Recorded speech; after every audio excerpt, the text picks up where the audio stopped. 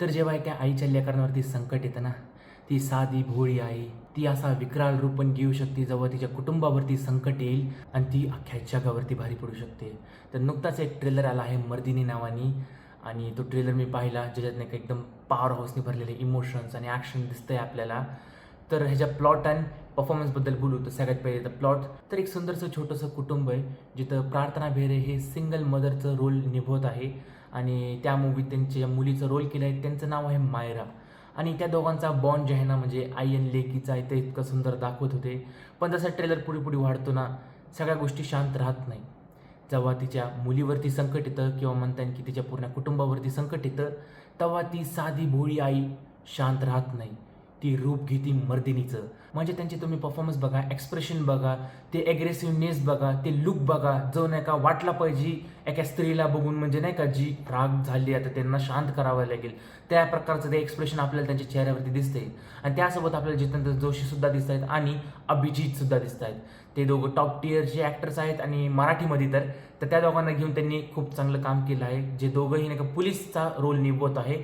तर बघू ट्रेलरमध्ये सध्या एवढंच कळते. बाकी जर नाही का टेक्निकल ॲस्पेक्ट्सबद्दल बोलू तर अजय मयकर ह्यांनी डायरेक्शन सांभाळलेलं आहे. जिथं तुम्ही व्हिज्युअल्स पाहता ट्रेलरचे तर तुम्हाला खूप रॉ आणि भारी वाटते.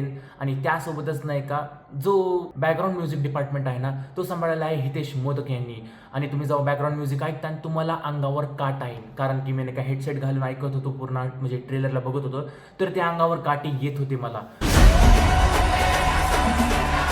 आणि त्याच प्रकारे जर तुम्ही अजून एक गोष्ट नोटीस केली असेल मला माहीत नाही किती जणांनी ही गोष्ट नोटीस केली पण एक सुंदर आणि खूप चांगली गोष्ट मी नोटीस केली आहे ट्रेलरमध्ये की जवळजवळ क्रेडिट्स येतात ना म्हणजे जी कलाकारांची नाव आहेत ना त्याच्यात तुम्ही पहा की नावानंतर त्यांच्या वडिलांचं नाही तर त्यांच्या आईचं नाव येतं आहे.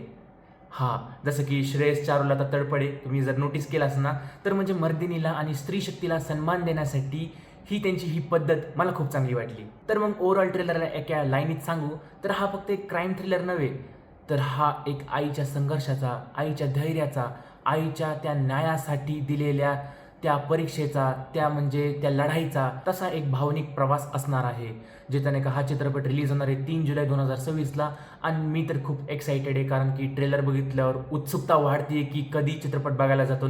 बाकी तुमचे काय ओपिनियन्स आहे ट्रेलर बाबतीत मला कमेंट सेक्शनमध्ये नक्की सांगा तुम्हाला कसा वाटला हा ट्रेलर. आणि मी भेटतो तुम्हाला पुढच्या व्हिडिओमध्ये. जर तुम्ही चॅनलवरती नवीन असाल तर लाईक करायला विसरू नका, शेअर करा, सबस्क्राईब करा. अशाच मराठी कॉन्टेंटसाठी भेटतो मी तुम्हाला पुढच्या व्हिडिओमध्ये. जय हिंद, जय महाराष्ट्र.